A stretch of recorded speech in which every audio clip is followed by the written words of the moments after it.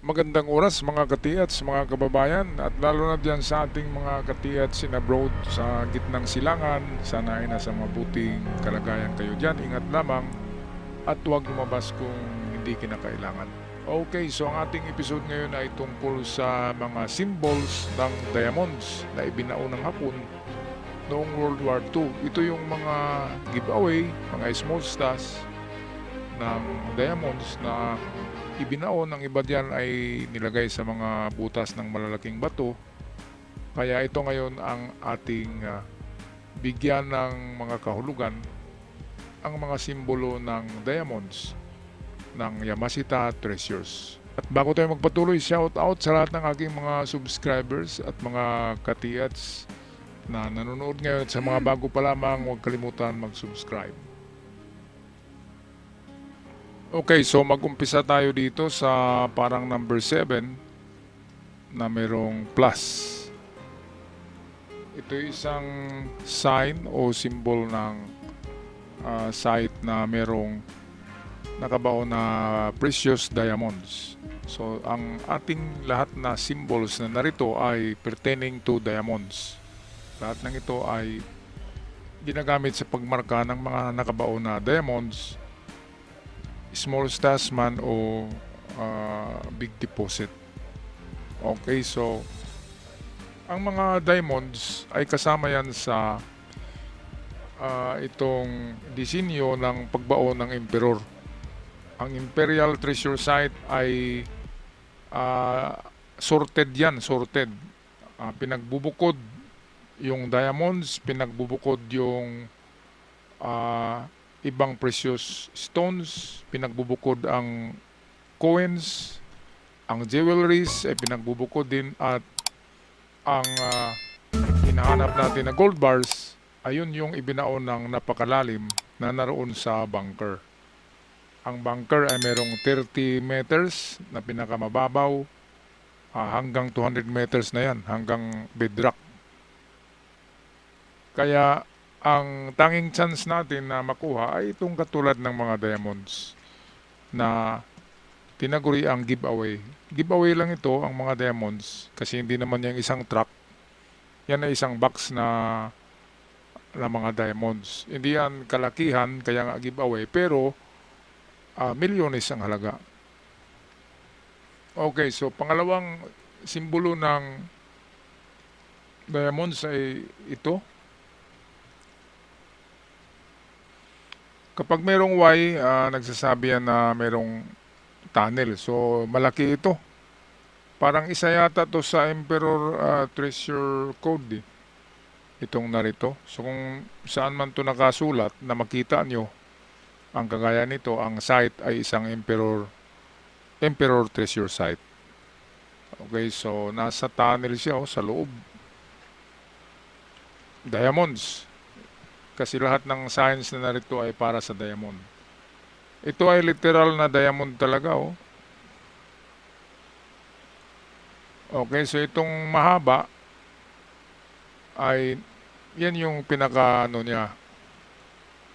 pointer itong mahaba. So ibig sabihin nasa harapan o under ang item. So under the rock kung saan engrave or nasa harapan ng ilang hakbang. So pwedeng 3 hakbang lang, pwedeng 2. Malapit lang kapag ganyan. Ito ang pinaka-common na diamond sign. Ibig sabihin nilagay ang mga precious diamonds sa isang kahon. So karamihan ng kahon na ginamit ng Hapon ay gawa ng palutsina. Dahil nga ang China at Japan ay pari-pariho lang yan ng mga puno. Kasi ang mga tanim sa Japan ay karamihan ay galing din ng China. So gumagamit ng Hapon ng palutsina kahit na ang palutsina ay Chinese, di ba? At sa hindi nakakaalam, ang mga boxes ng treasure ay minsan ay gawa sa plywood na marine. Maniwala man kayo sa hindi, totoo yan na mayroong marine plywood noong World War II. Pero ang mga marine plywood na yon ay of course Gawa yan sa Amerika na dinala dito at ibininta sa mga hardware noon. At ang magkagera, kinuha ng mga Hapon sa mga hardware at ginawang box-box. Nasabi ko yan dahil sa nakahukay kami ng mga plywood na nalalata na mga takip ng mga kahon. Sa lalim yun na 6 meters. Ang problema lang ay ginawang decoy yung mga takip. Ang laman ay ibinaon nila ng drifting or horizontal, ibinaon nila. So, maliligaw ka kasi iniwan nila yung mga takip. Akala mo ay naruna. Pero mga plywood yun, kaya sinabi ko meron ding treasure box na gawa sa plywood na marine. Ayan, so kapag ganito, diamonds, yung mga sinag-sinag yan yung glitters. Yan yung sinag ng diamond. So, diamond in the box ang kahulugan niya. Ito ay ganun din, diamond in the box. Iba lang ang pagkagawa ng diamond niya. Pero ganun pa rin, mga glittering itong narito, mga glittering yan. So, katulad din ng kahulugan kanina, diamonds in the box. Ayan.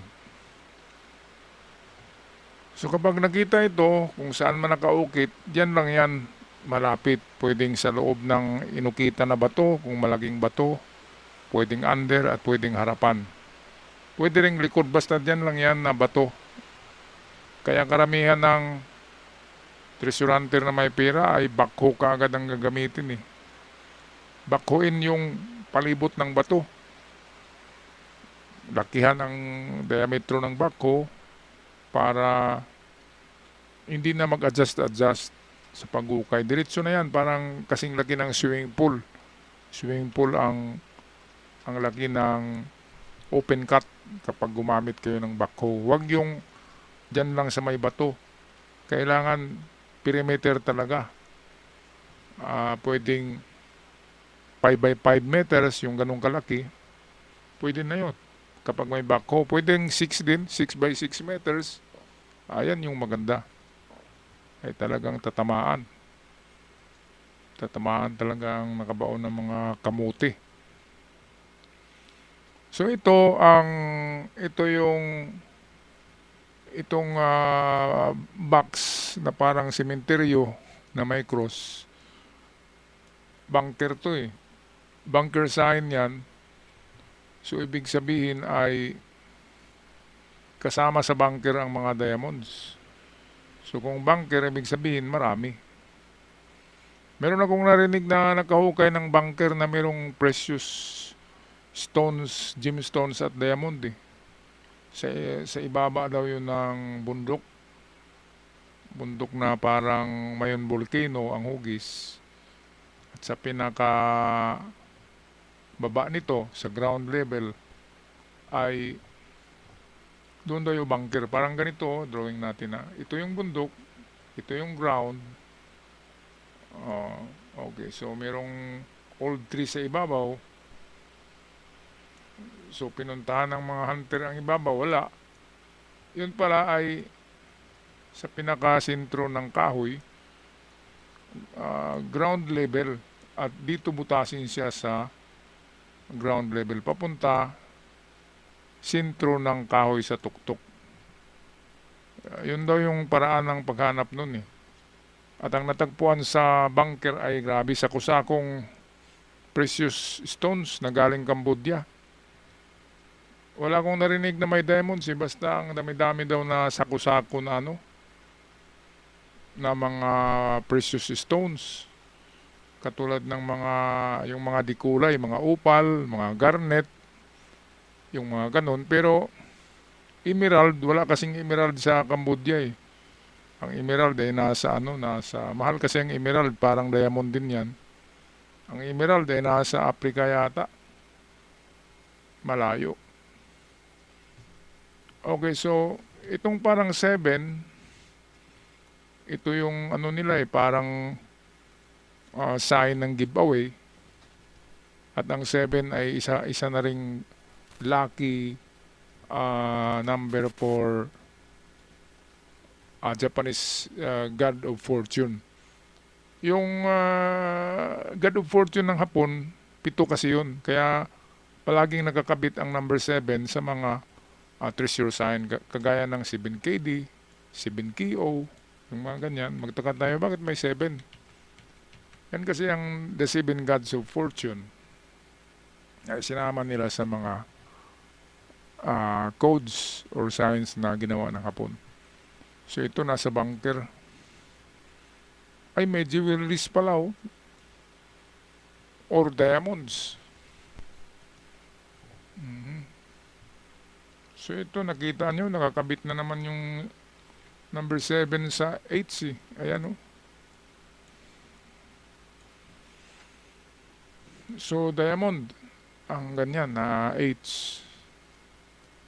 Ang 8 ay tunnel yan eh. Ang H tunnel ay may harang sa gitna. Kaya nga siya H, nagaganyan siya. Oh. Itong sa gitna na gano'n na linya, yan yung silyo na kung hindi man malapad na bato, konkrito itong dito.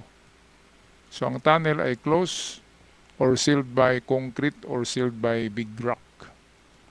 Kapag ganito na sign, H na sign na treasure ay ang item ay mahirap kunin dahil silyado o sarado. Pero vertical tunnel lang siya, vertical. Diretso lang ang hukay. Ang problema, merong parang sa gitna. Kaya ganyan na sign yun. Ibig sabihin ng H. Tunnel siya na mahirap. So ito, mali ang pagka-drawing kasi nito. Ito spoke sign na to eh. Ang diamond symbol ay maiiksi yung kanyang ganyan. Maiiksi yung kanyang sun rays. Yan yung diamond.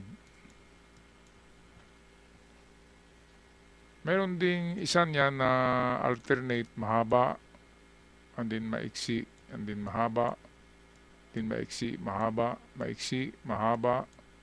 So diamond pa rin ito. Pero kapag katulad nito, parang spoke symbol na siya eh. Yung araw na ginawang treasure code, which means search for the east. Puntahan ang east na linya at naroon ng item. Ang distansya ay ang numero ng kanyang sun rays. So katulad nito, merong 7, so 7 yards or meters papuntang east. Ayan. Kahit na hindi nakaharap to sa east, east talaga ang punterian yan. Karamihan ay nakaharap to sa sa west. Binaliktad nila. So papunta ka sa likod. Yun yung east. Okay, last. Ito ay parang yung kanina rin yung 7/8. Pero ito merong linya na dumiritso dito. At saka may kasama siya na entrance symbol ito. So meron ding ganito na sign na tinatawag na uncut diamonds. Ang uncut diamonds, yan yung hindi pa na polish ng sakto. Mga raw diamonds pa itong uncut diamonds. Wala pa siyang hugis. Kapag process ng diamonds, so ito na yung kanyang itsura, yung nakikita natin na ganyan, kumikinang na yung ganyan. Pero kapag uncut diamonds, parang mga bato lang siya tingnan. Ganyan lang, random shape. So baka nag-treasure hunt kayo at hindi nyo alam ang uncut diamonds or raw diamonds, raw. Yung hindi pa na-process. And then pagbukas nyo sa box, nakikita nyo mga bato na mga kulay itim. Mga bato na parang glass. Translucent siya. Na bato lang talaga siya tingnan. At baka magagalit pa kayo na, mga bato lang pala itong binaon, mga walang hiyang Hapon. Tapos itapon nyo yung mga bato. Yun pala yung mga karbonado, di ba? Mga karbonado, mga black diamonds yan eh. Mga itim na diamonds na parang bato lang. Ngayon, paano nyo malaman kung tunay ang diamonds? Ang diamond ay isa sa hardest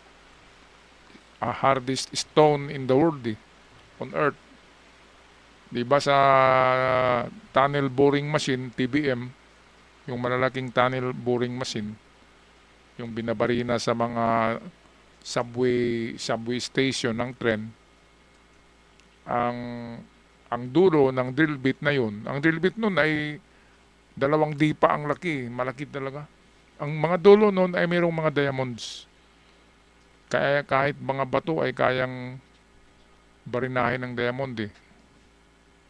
Kaya ang pagkilati sa diamond, pukpukin nyo lang ng martilyo nang hindi gaanong malakas, yung media-media lang.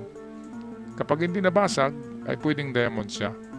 Pangalawang pag-test, initin sa apoy ng mga 20 minutes. Ang bato, isalang nyo sa apoy 20 minutes. And then isawsaw nyo kaagad sa tubig. Kapag nabiyak ito, hindi ang diamond.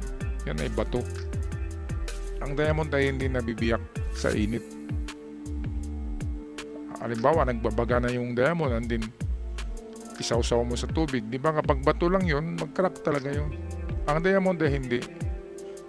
Kaya yun ang pangalawang test sa diamond, ang fire set. Make that fire test. Scratch test. Kapag makat niya ang glass, i-scratch nyo sa glass. At kapag masugatan niya ang glass, ay pwedeng diamond siya. So, yan yung tatlo na homemade na pag-test sa diamond kung totoo. So, doon lang sa test fire, wala na eh. Pag hindi diamond, sunog at biyak siya sa tubig. Okay, so yan lang ang aking may share sa inyo ngayon sa gabi na ito, mga katiyats. At sana ay nasa mabuting kalagayan ng lahat, lalo na dyan sa the Middle East, dahil sa gulo hatid ng gera ng Amerika, Israel at Iran at ang kanyang mga proxy. Okay, ako'y magpapaalam na. Maraming salamat, at sa mga bago pa lamang sa channel, huwag kalimutan mag-subscribe, malaking tulong, at sa aking avid followers, maraming salamat sa lahat. Hanggang sa muli, paalam.